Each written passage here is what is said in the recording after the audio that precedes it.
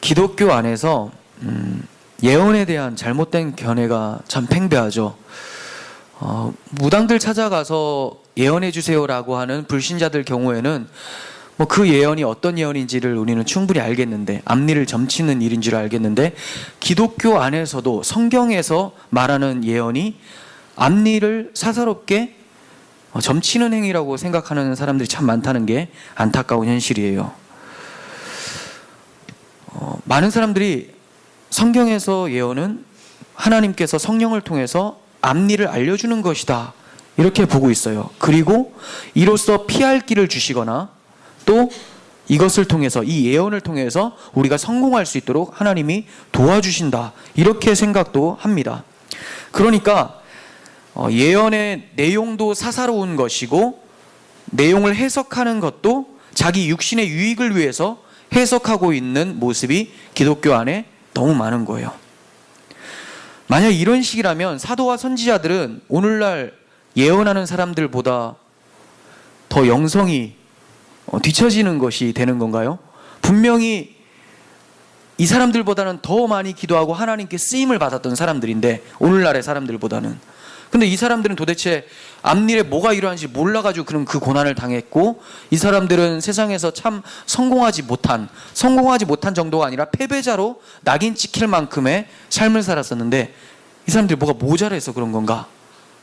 그리고 그 중에서 가장 낙오자 같고 패배자 같은 분은 예수님이신데, 그럼 예수님에게 우리는 손가락질하면서 루저다, 너는 나보다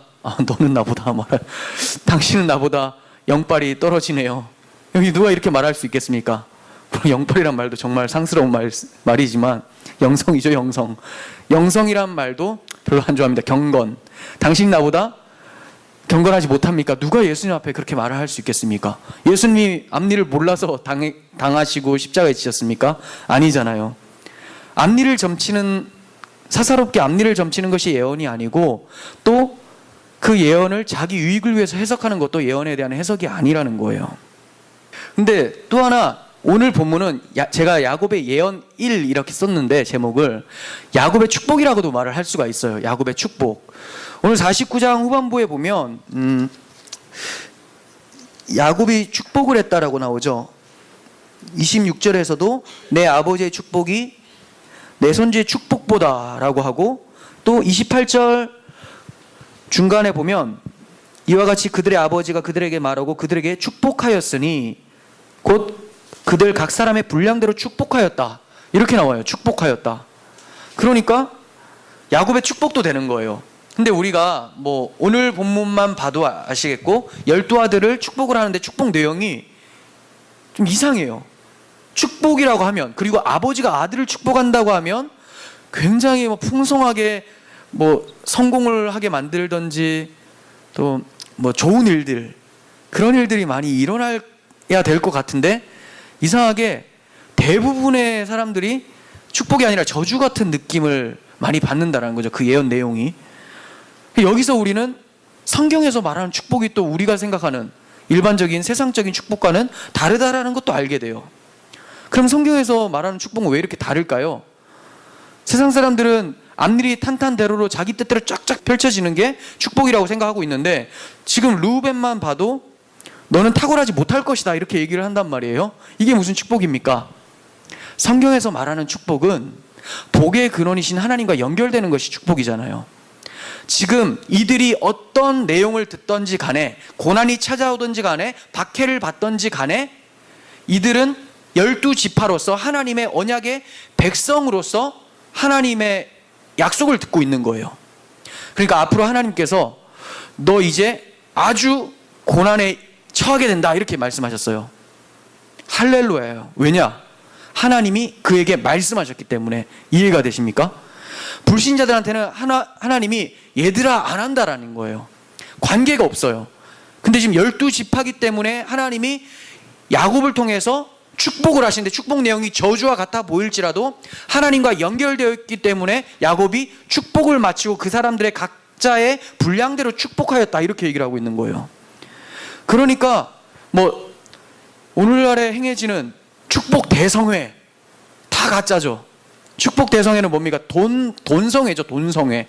원래 돈을 많이 준다는 성회가 축복 대성회라고 보니까, 아니면 뭐 명예를 얻는 성회, 다 이렇게 바뀌어져 있어요. 그런데 성경에서 말하는 축복 대성회는 뭡니까? 하나님과 연결되는 것이 축복이에요. 그럼 복음 선포하고 그 복음에 동참되어지는 것이 정말 축복 대성회죠. 그러니까 여러분들은, 제가 복음을 전하면 여러분들은 늘 축복 대성회에 임하는 것이죠. 그러니까 축복 대성회를 이상한 데 가서 좀 여기 기웃 저기 기웃 하시면 안 되고, 진짜 축복이 뭔지를 먼저 알고 거기에 임해야 되겠죠. 네. 자, 이런 예언도 그렇고 축복도 그렇고, 우리 자연인들의 모습 속에서는 완전히 다른 성질의 것이 하나님의 예언, 하나님의 축복이라는 거예요.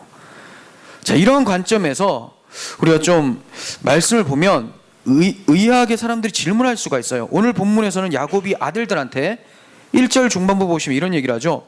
후일에 당할 일을 내가 너희에게 이르리라. 후일에 당할 일을 내가 너희에게 이르리라. 당신은 지금 저희한테 앞일에 대해서 얘기하는 거 아니라고 하지 않습니까? 그런데 지금 야곱은 후일에 당할 일을 알려주겠다라고 얘기를 하고 있지 않습니까? 그죠? 충분히 질문할 수가 있습니다. 아들들에게 예언한 일들이 실제로 또 성취가 되어져요. 정말 하나같이 다 역사 속에서 이루어지거든요. 하지만 이것은 사사로운 앞일을 점치는 것이 아니라 하나님의 일하심이 역사 속에서 어떻게 펼쳐지게 되는지를 계시해주고 있는 거예요. 그러니까 야곱의 가정사에 대해서 얘기를 해주는 것이 아니라, 야곱이 여기서 뭐라고 나옵니까? 자기를 가리켜서 이스라엘 이렇게 얘기해요. 너희 아버지 이스라엘. 자기가 나 야곱은 안 하고 너희 아버지 이스라엘 이렇게 표현을 합니다. 너희 아버지 이스라엘에게 들을지어다. 이게 무슨 말입니까? 그러니까 이 사람들은 지금 한 가정사를 얘기하는 게 아니라 하나님이 하나님의 백성 이스라엘, 언약 관계 속에 놓인 이스라엘에 대한 하나님의 계획이 지금 여기서 선포되어지고 있는 거예요. 이 교회를 통해서, 이 언약의 백성을 통해서 하나님이 역사 속에서 어떻게 일을 이루어 가시는지를 보여주시는 일이라는 거죠. 그러니까 이거는 사사로운 내 앞일을 말하는 게 아니라는 겁니다. 즉 하나님의 언약 성취 차원에서 오늘 본문의 예언을 대해야 된다는 거예요. 그래서 본문의 예언에는 12지파라는 하나님의 백성을 통한 하나님의 구원 계획의 내용이 담겨져 있고, 또 하나님의 마음, 하나님의 뜻이 나타나게 되어지는 거예요. 언약의 영향력은, 야곱이 지금 언약을 이제 흘려보내는 지금 예언을 하고 있는 건데, 그죠? 12명의 아들들한테 언약을 흘려보내고 있는 건데, 이 언약의 영향력은 12지파 모두에게 미쳐요. 그래서 12지파가 하나님의 백성 이스라엘 이렇게 부르잖아요. 그런데 영향력은 12지파에게 미치지만 야곱과 같이 언약을 계승하는 사람은 한 사람이라는 거예요. 왜냐? 이 언약의 끝에 성취자로 오실 메시아 예수 그리스도께서도 한 분이시기 때문에, 만약에 메시아가 두 분이 와요? 그럼 두 지파에서 나오겠죠. 아니면 뭐 한 지파에 두 명이 나오던가 그럴 수가 있는데, 지금은 한 분이 오세요. 그래서 12지파 자체가 하나님의 언약 가운데 들어가 있지만 그 언약을 받고 예수가 오실 통로로 되어지는 사람은 한 사람이라는 거예요. 자, 그 사람이 누군지를 우리는 오늘 오늘은 아니고 다다음 주쯤에 그 예언을 통해서 알게 돼요. 다 아시겠지만 유다지파죠. 유다지파에서 예수가 오신다라는 것도 오늘 야곱이 예언하는 것을 통해서 알게 돼요. 그러니까 하나님의 구원 계획과 상관없는 성경적 예언이란 존재하지 않으며, 성경적 예언은 성경 66권의 완전한 계시로 인해서 더 이상 필요치 않게 된 거예요. 거짓 예언자들이 난무하는 이 시기에 완성된 계시인 성경에 우리의 초점을 두고 우리를 향한 하나님의 구원 계획이 어떠한지를 또 살펴보고 하나님의 마음을 느끼며 그 뜻대로 살게 되기를 또 바랍니다. 이러한 구속사적인 관점에서 본문을 살펴보도록 하겠습니다. 3절 보시면 먼저 장자 르우벤에게 말을 합니다. 르우벤아, 너는 내 장자요 내 능력이요 내 기력의 시작이라. 위풍이 월등하고 권능이 탁월하다마는, 저 칭찬을 엄청 했어요. 근데 없는 칭찬이 아니라 정말 그래요. 르우벤이 아주 멋져요. 우리도 항상 장자가 좀 멋지지 않습니까? 항상 그런 건 아닌가요? 그 닭이 첫 번째 새끼를 낳아도 좀 잘생겼고 뭐 그런 거 있잖아요. 네, 이 장자로서 르우벤이 굉장히 탁월했었던 것으로 보여져요. 그래서 그대로 얘기를 해줬는데 여기서 끝내면 되는 탁월하다마는 이렇게 얘기를 해요. 뭔가 기분 나쁜 표현이 나와요. 4절 보시면 물의 끓음 같았은즉 너는 탁월하지 못하리니 내가 아버지의 침상에 올라 더럽혔음이로다. 그가 내 침상에 올랐었도다. 이렇게 얘기를 합니다. 자, 이게 무슨 뜻일까요? 아버지의 침상에 올라 더럽혔다. 아버지의 첫 빌하와 동침한 사건을 얘기를 하고 있는 거죠. 장자로서 그의 능력이 뛰어났음에도 불구하고 물의 끓음같이 자신의 정욕을 억제하지 못하고 죄를 범하게 되었고, 그로 인해서 장자권이 요셉에게로 넘어가서 요셉이 두 몫을 받게 되고 이 르우벤은 그냥 평범하게 한 몫을 받게 되는 장자권이 상실이 되어져요.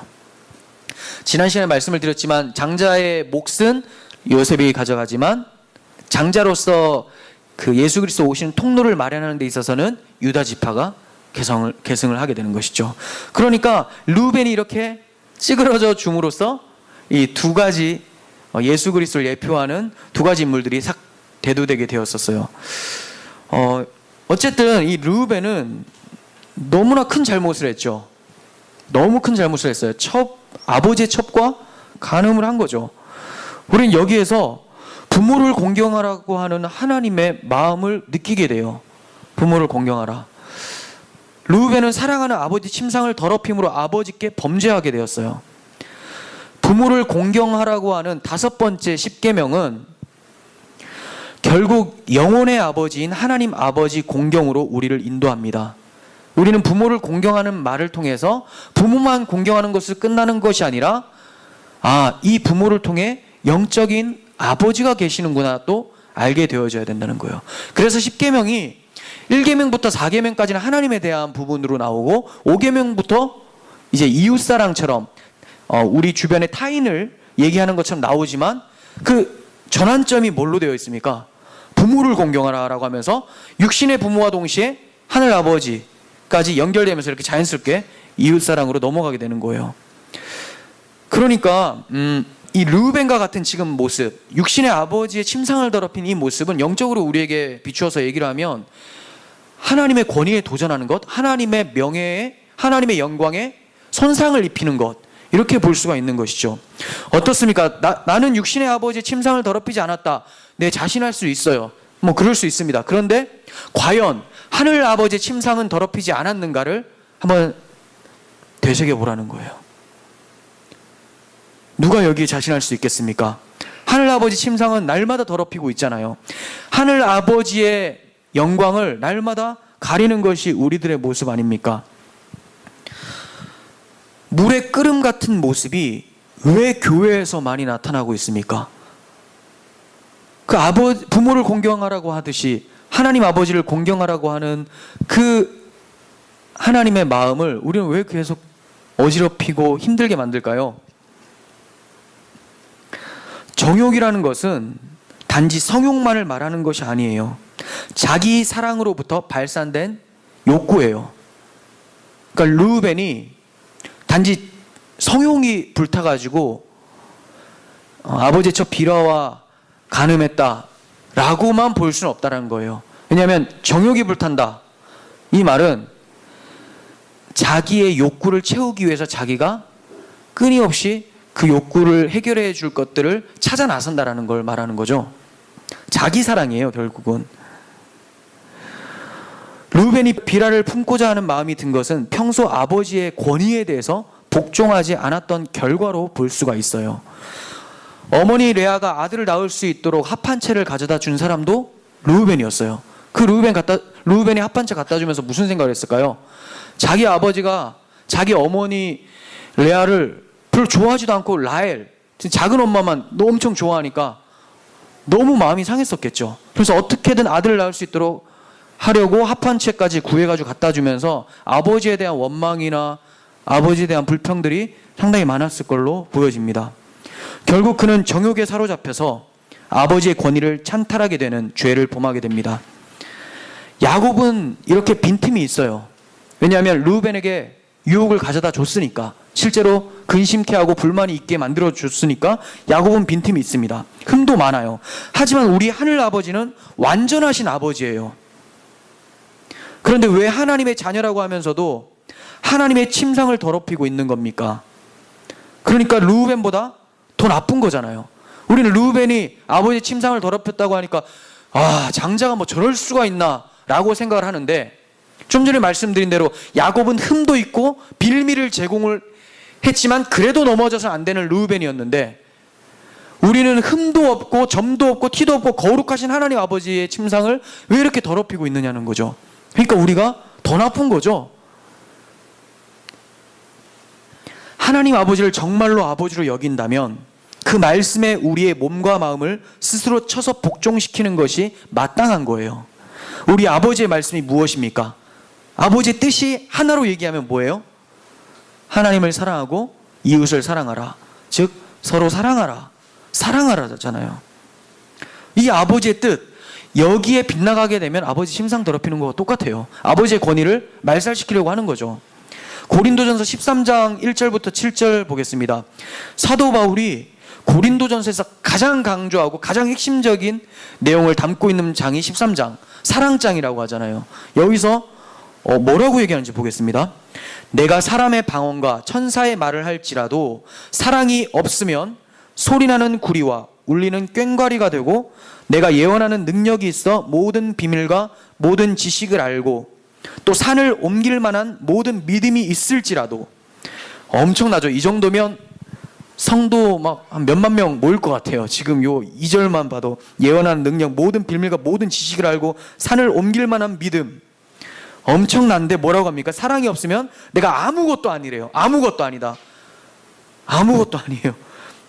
3절, 내가 내게 있는 모든 것을 구제하고 또 내 몸을 불살하게 내줄지라도 사랑이 없으면 내게 아무 유익이 없느니라. 여러분, 가산 다 팔아가지고 사람들 다 나누어줘도 사랑 없으면 말짱 꽝이라는 거죠. 그래서 부자 청년한테 다 팔아서 가난한 사람들한테 주고 날 따르라라고 했을 때 다 팔면 구원받는다라는 내용이 아니라, 판다라는 것은 사랑하기 때문에 판다라는 거죠. 근데 파는데도 사랑이 없이 그냥 팔아버리고 다 나눠주면 그건 그냥 아무것도 아니라고 얘기를 하고 있어요. 아무것도 아니다. 4절, 사랑은 오래 참고. 자, 사랑이 뭔지 보겠습니다. 이거 지금 아버지의 침상 더럽히지 않으려면 요 모습이 나타나야 된다는 거예요.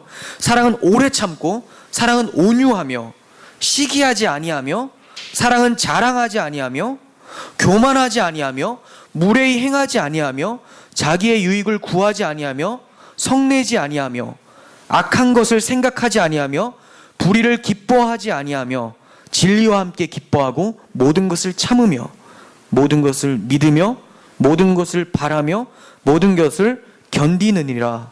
네, 하나님이 주신 사랑이 있는 자는 이게 나타난대요. 이걸 읽으면서 힘들었어요. 저는 여기에 얼마나 걸립니까? 이랬으면 좋겠는데 많이 걸려요. 그럼 이랬으면 좋겠는데 많이 걸렸으면 이거 어쩔 수 없잖아. 어차피 하나님이 사랑하는 거니까 나는 어쩔 수 없는 거지. 연약한 인간이고 죄인이니까. 그거 아니잖아요. 지금 사도 바울이 성도들한테 하는 말이잖아요. 성도들한테 사랑 없으면 안 된다. 안 되더라도 계속 사랑하려고 하는 것이 하나님 마음을 가진 자잖아요. 하나님 사랑이 내 안에 들어왔으면 그 사랑이 계속 드러나게끔 우리가 하나님 사랑에 집중하고 나타내게끔 노력을 해야 되는데, 언젠가 들어오면 나가겠지, 기계적으로만 생각을 하고 있는 거죠. 기계적으로 생각하면 이게 무슨 그냥 기계에서 뽑는 국수도 아니고 그 나옵니까? 안 나오죠. 그러니까 맨날 나는 연약합니다 하면서, 연약한 거 맞죠. 연약한 거 맞죠. 그런데 연약하면 어디로 가야 됩니까? 하나님의 은혜 앞으로 계속 나가서 하나님, 연약하니까 할 수 있는 힘을 주세요라고 가야 되는데, 연약하니까 이해 좀 해주시죠라고 가버리는 거예요. 그러니까 복음이 힘이 없어요. 기독교가 막 부패해지는 거죠. 타락하고. 사랑하는 게 쉬워서 사랑하는 게 아닙니다. 아버지의 뜻이기 때문에 힘들어도 기쁘게 순종하고자 쳐서 복종시키는 거예요. 그래도 사랑하기가 싫고 불만스러운 마음이 막 생겨납니까? 그렇다면 그거는 하나님을 우습게 여기는 거고 하나님 아버지 침상을 더럽히는 거예요. 창세기 35장 22절에서 이렇게 얘기를 하죠. 이스라엘이 그 땅에 거주할 때 르우벤이 가서 그 아버지의 첩 비라와 동침함에 이스라엘이 이를 들었더라. 길게 설명이 안 돼 있죠. 이게 다예요. 근데 여기에서 참 많은 생각을 하게 됐어요. 야곱이 들었는데 아무 말이 없어요. 그죠? 이스라엘이 들었더라고 맞춰요 그냥. 그러면 괜찮은 겁니까? 이스라엘이 들었고 말이 없으니까 우리 아버지 그냥 넘어가시나 보다, 이거 별로 대수롭지 않게 여기시나 보다, 이렇게 생각하는 걸까요? 아니잖아요. 이거 약 40년이 지난 지금 임종 앞에서 유언으로 하고 있는 거예요. 무슨 말입니까? 계속해서 이거 가지고 있었다라는 거죠. 그토록 이게 잘못된 거고 이것만은 내가 죽기 전에 너한테 얘기를 해줘야 되겠다. 하나님의 마음이에요. 이거 꼭 얘기해서 너 지금 정신 차려라. 나 죽기 전에 떠나기 전에 너 이거 꼭 기억해야 된다. 이 얘기를 하고 계시는 거죠. 마찬가지입니다. 하나님이 가만히 계신다고 해서 잊으신 게 아니고 대수롭지 않게 여기시는 것이 아니라는 거예요. 자기 부인, 겸손, 사랑 없이 행하는 모든 것이 하나님의 침상을 더럽히는 것이라는 것을 우리가 안다면 지금 당장 애통해하면서 스스로를 쳐서 복종시켜야 하는 것이 맞습니다. 그럴 때 정말 하나님을 공경하는 것이 되겠죠.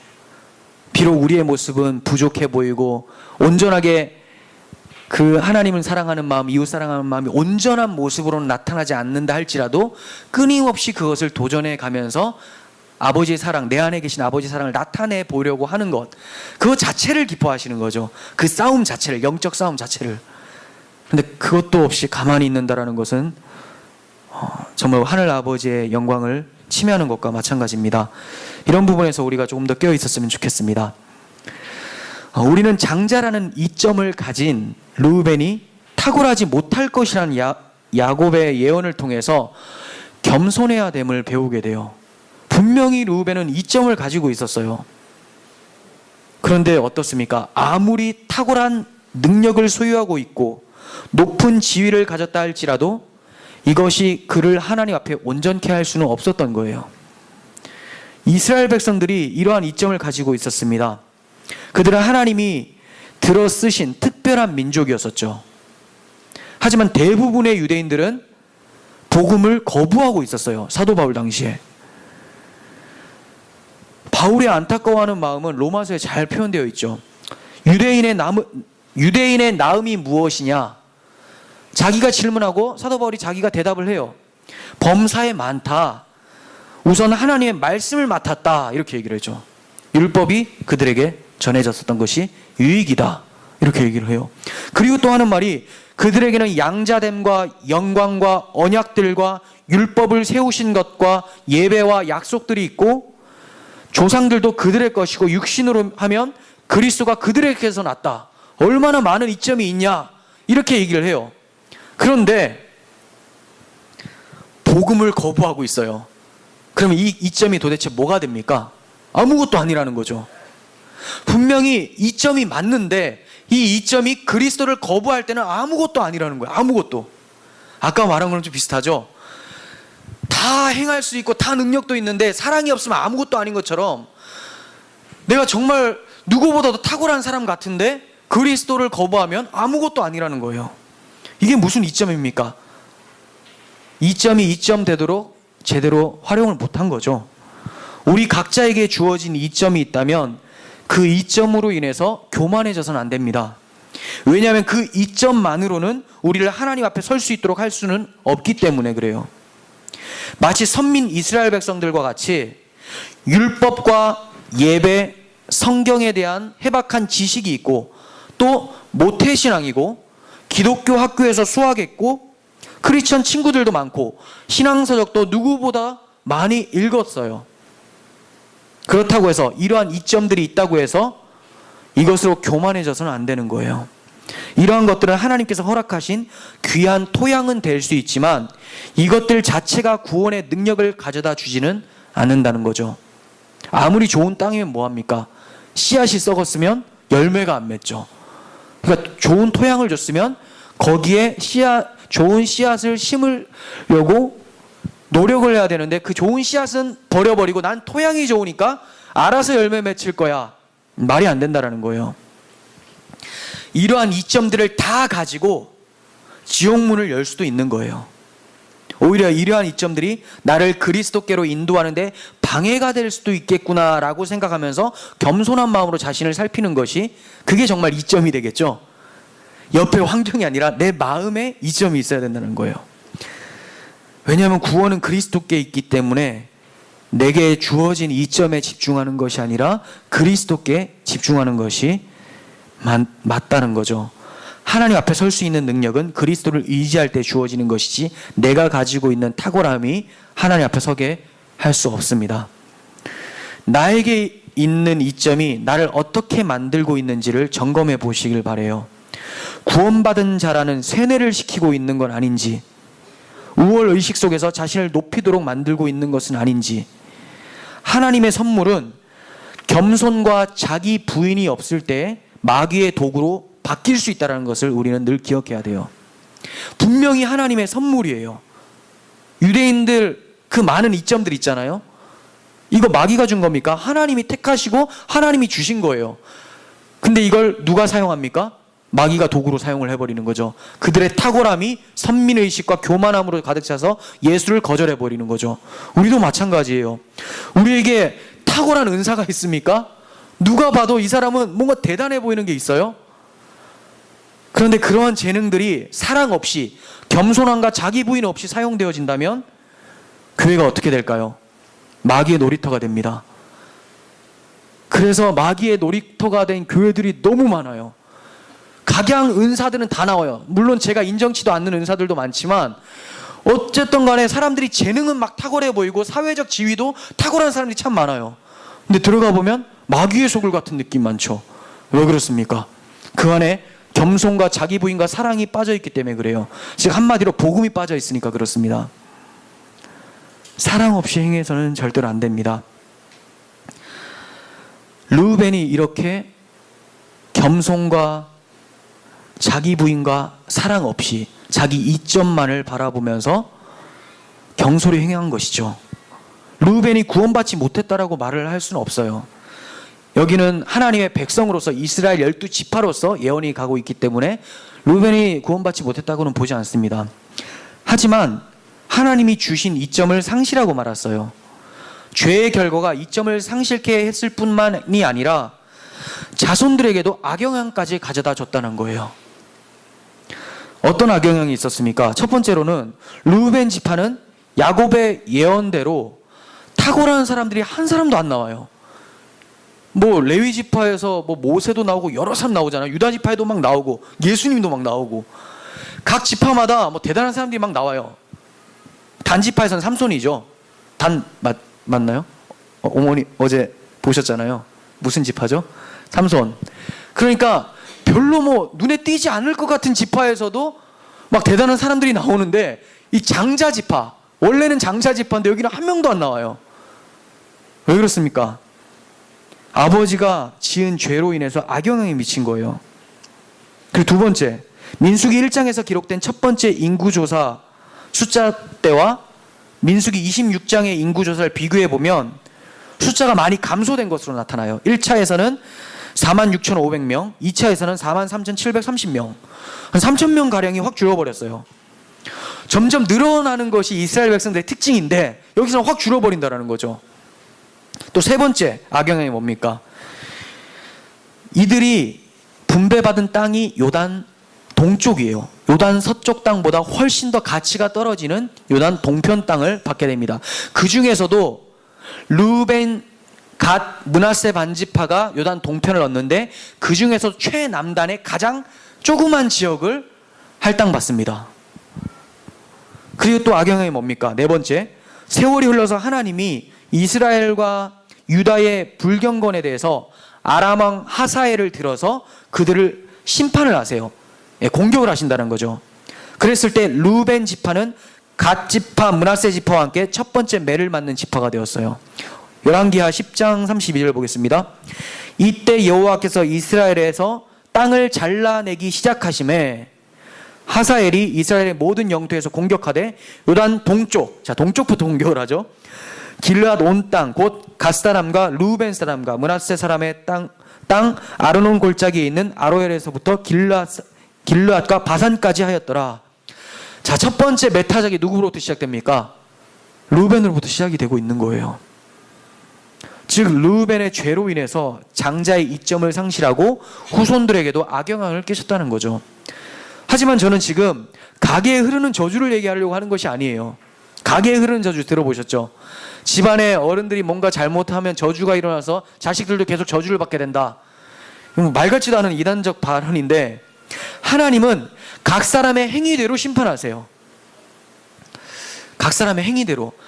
기독교인데도 불구하고 정말 있었던 일인데, 저희가 아는 사람의 이제 관계된 집안에서 어떤 목사님이 이 집안에 계속 어려운 일이 있으니까 보니까 이제 농 위에 어떤 북 같은 게 있는 거예요. 조그만 북. 그래서 이 북 어디서 났냐고 했는데 이게 약간 좀 출처가 별로 안 좋았던 것 같아요. 뭐 무당 쪽인가. 저게 원흉이 돼서 지금까지, 그러니까 이 고리를 끊어내야 된다. 그래야지 가게에 흐르는 저주가 끊어진다. 뭐 이런 얘기를 하는 거예요. 그 북이 있든 말든 그게 뭔 상관입니까? 왜냐면 하나님의 백성이 무슨 귀신과 뭐 연결되어 있는 이 북으로 인해서, 무당으로 인해서 계속해서 내리 저주를 받는다? 그 사람들이 그 북을 아무 신경을 안 쓰는데 무슨 가게에 흐르는 저주가 있겠습니까? 가게에 흐르는 저주라는 말이 없어요. 하나님은 각 사람의 행위대로 심판을 하세요. 아버지가 신포도를 먹었다고 해서 아들의 이가 시다라고 하면 정신병자겠죠? 성경에 정말 그렇게 나오거든요. 제가 신포도를 먹었는데 예담이가 셔 이러면 정상이 아닌 거예요. 먹은 사람이시죠. 에스겔 18장 20절 보겠습니다. 범죄하는 그 영혼은 죽을지라. 뭐라고 하죠? 범죄하는 그 영혼은 죽을지라. 아들은 아버지의 죄악을 담당하지 아니할 것이요 아버지는 아들의 죄악을 담당하지 아니하리니 의인의 공의도 자기에게로 돌아가고 악인의 악도 자기에게로 돌아가리라. 아멘. 다 자기가 처벌받는다라는 거예요. 그렇다면 르우벤이 범한 죄가 어떻게 영향을 미치게 된 걸까요? 출애굽기 20장 5절 좀 보겠습니다. 그것들에게 절하지 말며 그것들을 섬기지 말라. 내 하나님 여호와는 질투하는 하나님인즉 나를 미워하는 자의 죄를 갚되 아버지께로부터 아들에게로 3, 4대까지 이르게 하거니와 나를 사랑하고 내 계명을 지키는 자에게는 1000대까지 은혜를 베푸느니라. 자, 이걸 가지고도 또 가계에 흐르는 저주가 있다, 이렇게 얘기를 해요. 자, 이것은 몇 가지 해석이 가능을 해요. 한 두 가지로 말씀을 드리면, 첫 번째는 심판이 3, 4대까지지만 은혜는 언제까지라고 합니까? 1000대까지. 여기서 1000이라는 숫자는 거의 끝없는 숫자죠. 이 고대시대 1000, 만만 이런 거는 끝까지라는 거예요. 그러니까 뭐냐면 앞에 저주와 그리고 축복과 비교했을 때 축복이 월등하다라는 것, 하나님이 은혜의 하나님이라는 것을 강조하는 거예요. 그렇지만 죄를 미워하시는 하나님이다, 이것도 말씀하시는 거죠. 그러기 위해서 이 문장이 들어오는 거예요. 그리고 또 하나는 이 당시 3, 4대가 함께 지낼 정도까지 나이가 굉장히 많을 때까지 살았어요. 그죠? 뭐 한 120살 뭐 이렇게 사니까 뭐 3대도 다 보죠. 3, 4대까지 다 보죠. 그럼 무슨 말이에요?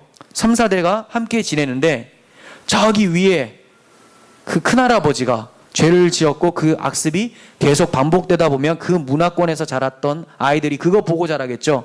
거기에 영향을 받아서 이들도 악을 저지르는데 별 꺼리낌 없이 저지를 수 있다는 것, 그걸 얘기를 하는 거지 기계적인 저주의 흐름이 막 흘러간다, 이렇게 말하는 게 전혀 아니라는 거예요. 이렇게 해서 르우벤 지파 후손들이 악영향을 받아서 하나님 앞에서 징계를 받았던 것으로 추측이 됩니다. 르우벤 지파를 보면서 먼저 된 자가 나중된 모습을 발견하게 돼요.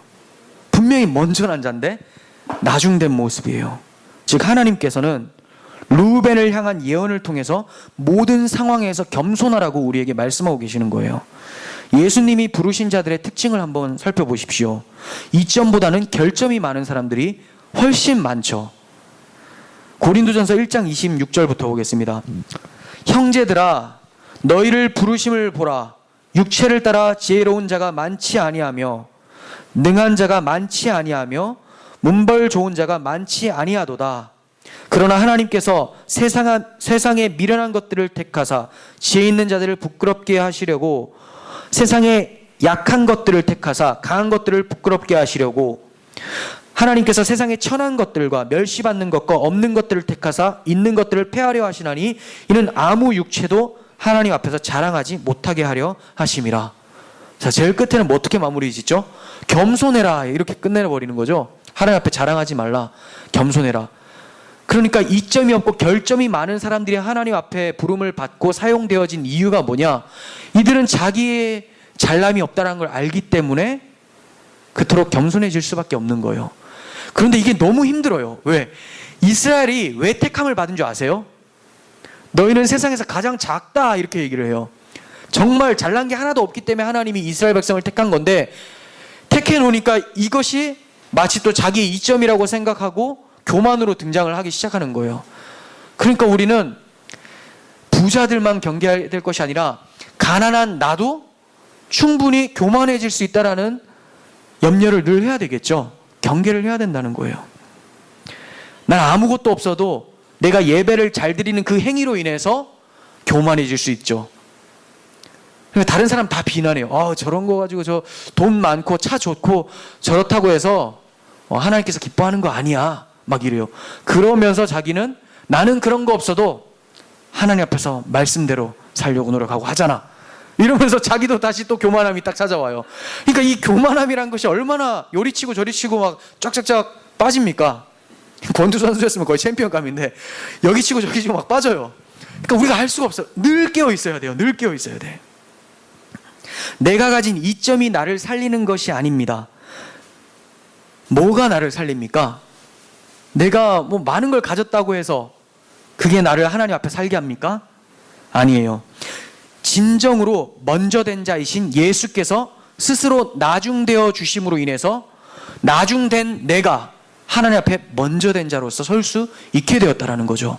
이거를 믿는 자, 이걸 믿고 먼저 된 자가 나중된 예수 그리스도를 믿고 의지하는 자가 하나님 앞에 설 수 있다라는 거예요. 우리는 예수의 의를 힘입지 않으면 절대로 우리 아버지를 아버지라고 부를 수가 없습니다. 정리하겠습니다. 우리는 르우벤에 대한 예언을 통해서 하나님 아버지의 마음을 발견할 수 있었어요. 이것은 르우벤뿐만이 아니라 우리 모든 교회에게 주시는 하나님의 마음임을 기억했으면 좋겠습니다. 이 하나님의 마음이 어떻게 나타났습니까? 첫째는 하늘 아버지를 공경하라. 우리의 생각과 행동과 말 등이 하늘 아버지의 침상을 더럽힐 수 있다는 것을 기억하면서 늘 우리의 삶을 돌아볼 수 있었으면 좋겠어요. 두 번째는 하나님께서 나에게 주신 이점들이 나를 살게 하는 것이 아니라는 거예요. 이점이 나를 더욱 나중되게 할 수 있다는 것도 기억해야 되는 거예요. 그 세 번째, 이점 앞에서 겸손을 유지하면서 진짜 먼저이신 예수님이 나중되시는 십자가로 인해서 하나님 앞에 서게 된 것을 감사하며 일평생 주님만 의지하자. 이것이 하나님께서 우리에게 주시는 마음이며 교훈인 것입니다. 기도하겠습니다.